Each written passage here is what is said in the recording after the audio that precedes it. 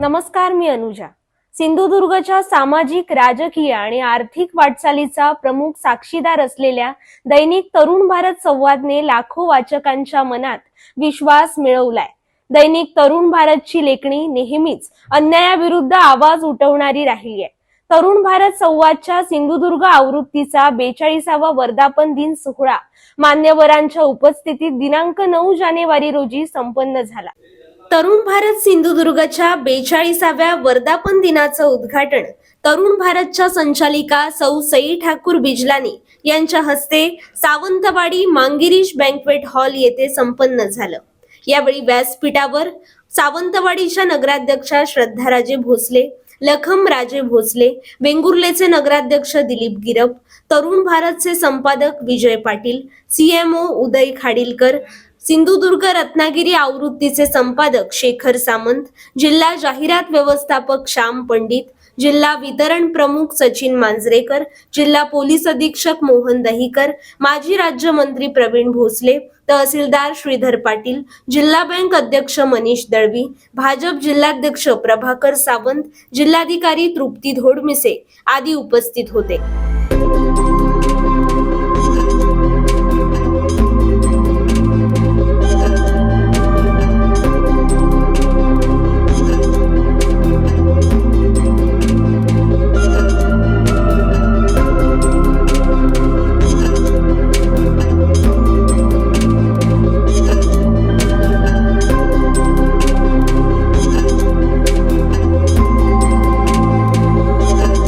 वर्धापन दिनानिमित्त प्रकाशित केलेल्या जेनझेड विशेषांकाचं प्रकाशनही यावेळी मान्यवरांच्या हस्ते करण्यात आलं। कार्यक्रमाचे प्रास्ताविक संपादक शेखर सामंत यांनी केलं। कोरोनाचा महासंकट असेल, तरुण भारतची काही राजकीय याच्यामुळे झालेली जाळपोळ असेल, असे अनेक संकटे तरुण भारताने निर्भीडपणे पसरवली। या संकटाने हा तरुण भारत अजिबात डळमळला नाही। आजही आम्ही सत्याशी कधी तडजोड न करता समाजाप्रती मागितली कायम ठेवलेली आहे, जे तुम्ही रोजच या तरुण भारतमधून वाचत असता। तरुण भारतने कधी बातमीला कधी मजकूर म्हणून पाहिलेला नाही। तरुण भारतामधील प्रत्येक बातमी शेतकऱ्याच्या डोळ्यातली आशा, विद्यार्थ्यांच्या भविष्याबद्दलची काळजी आणि सामान्य माणसाच्या न्यायाची मागणी म्हणून समोर आलेली आहे। आज डिजिटल युगात पत्रकारितेचे स्वरूप जरी बदललं असलं तरी तरुण भारतने आणि तरुण भारतने आधुनिकतेचा जरूर स्वीकार केला, पण आपल्या मूल्यांचा त्याग मात्र या तरुण भारतने कधीच केलेलं नाही। आणि हीच मूल्ये आज तरुण भारताची खरी ताकद बनून पुढे आली। समाजाशी जोडून ठेवलेली नाळ, सामाजिक बांधिलकी असेल, विश्वास, निपक्षपातीपणा आणि निर्भीडता ही आमची खरी ताकद आहे।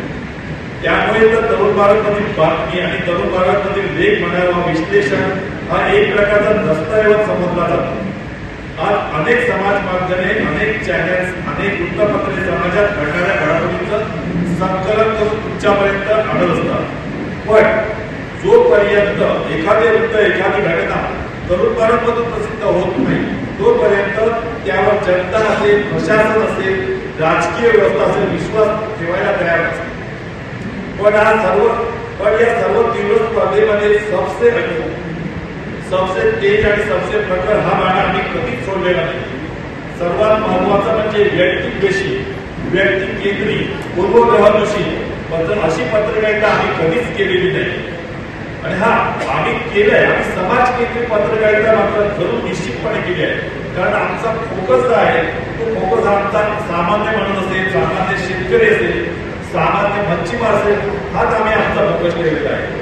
त्यामुळे मोठमोठ्या राजकीय नेत्यांना, उद्योजकांना, समाज सुधारकांना तरुण भारतच्या पहिल्या पानावर जागाही मिळतील, पण अगदी तेवढीच आणि कोल्हापुराची पहिल्या पानावरची जागा आम्ही ग्रामीण भागात अगदी नारळ पाडणाऱ्या सुद्धा आम्ही पहिल्या पानावर जागा देतो। अगदी कामस्तवाडीतल्या स्मशानभूमीमध्ये कर्मचारी म्हणून काम करणाऱ्या एका सामान्य कर्मचाऱ्यावर आम्ही एक चांगला मोठा आदर देऊ शकतो। हे सामान्य माणसाची ताकद आहे। यावेळी मान्यवरांनी तरुण भारत संवादला वर्धापन दिनानिमित्त भरभरून शुभेच्छा दिल्या। जसं तरुण भारतने काही पत्रकार घडवले, जसं तरुण भारतने ऍडव्हर्टायझिंग एजन्सीज मध्ये काम करणारे घडवले, आम्हालाही घडवता येते. तर ते मला म्हणाले काळजी करू नकोस, आजूबाजूला लोक बोलतील ना त्याच्यातले काही काही गोष्टी घ्यायच्या आणि आपलं भाषण करायचं. मी म्हटलं हरकत नाही, ट्राय करेल. पण आज इथे जसं शेखर म्हणाले, शेखरच्याच भाषणातून घेते एक छोटीशी गोष्ट. ते म्हणाले की मामा म्हणतात सिंधुदुर्ग त्यांच्या मनात आहे, तसंच मामा मला म्हणाले की सिंधुदुर्गाच्या मनात सुद्धा तरुण भारत आहे. तिथे आमचा पेपर डे 1 पासून डे टू डे सगळ्यात पहिल्या नंबरवर त्यांनी त्यांच्या मनात ठेवलेलं आहे आपल्याला. म्हणून ते कधीच आपल्याला कमी पडायला देत नाही आणि मला काही करायला लागत नाही तिथे. कारण का शेखरसारखी माणसं आहेत, तरुणांचा आमचा परिवार आहे, लोकमान्यचा परिवार आहे, जो एकत्र.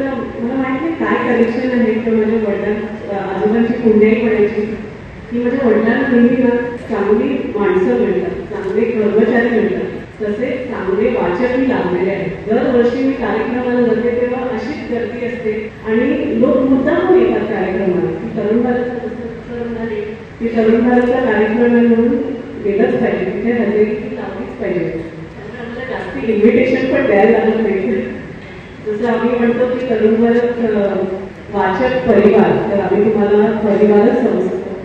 तुमच्या काही प्रॉब्लेम्स असतील, तुमचे काही विषय असतील, ते आम्ही वारंवार आपल्या पत्रिकेतून मांडत असतो. तुमच्या सेवेला आम्ही हजर आहोत.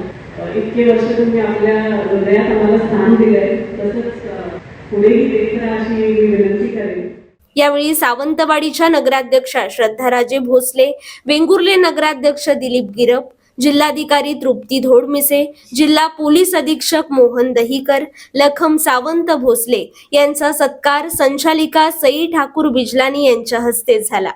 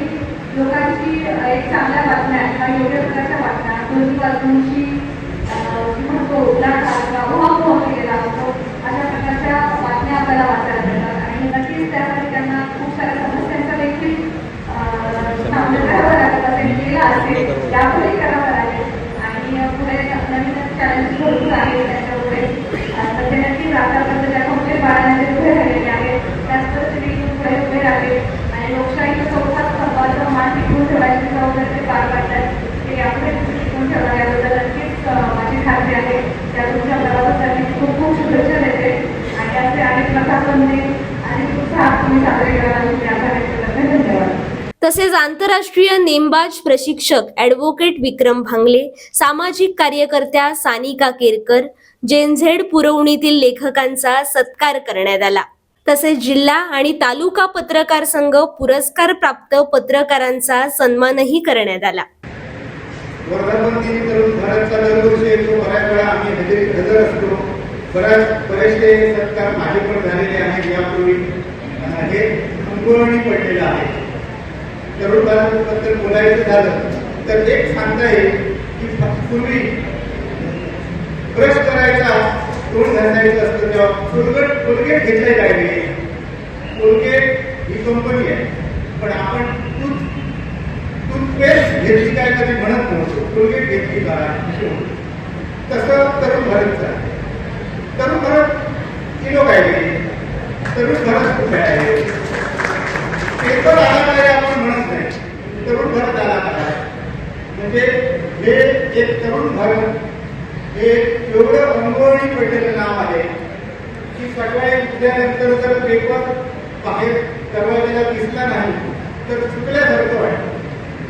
आणि ही चूक कायम राहते की अरे आज पेपरच वाचायला मिळाला. हे तरुण भारतची खासियत आहे. आणि हे एवढं अंगवळणी पडलेलं आहे की दिवाळीला पाडव्या दिवशी सुट्टी असते, तर पाडव्याच्या दुसऱ्या दिवशी पेपर घरात आज पेपरच नाही. एवढं ते सवय झाली आहे त्या पेपरची की तरुण भारत नाही तर सकाळ चांगली जात नाही. हे तरुण भारतचं हा वैशिष्ट्य आहे आणि हा सर्वांचा सामान्यातल्या सामान्य नागरिकांसाठी जो पेपर आहे तो तरुण भारत आहे.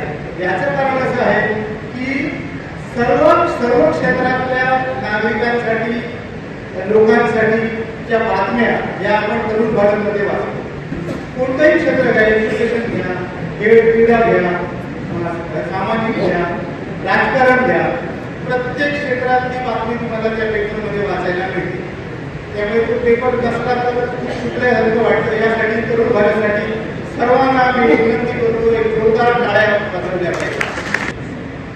जे बिल जे आहे ते आपल्या सिंधुदुर्ग जिल्ह्यातून मला आठवतं माझं शिक्षण मिळवायला झालं होतं. त्या हेरवाडकरांचा माझी भरपूर गोष्टी होती. यावेळी तरुण भारतच्या वृत्तपत्र एजंट यांना देखील सन्मानित करण्यात आलं.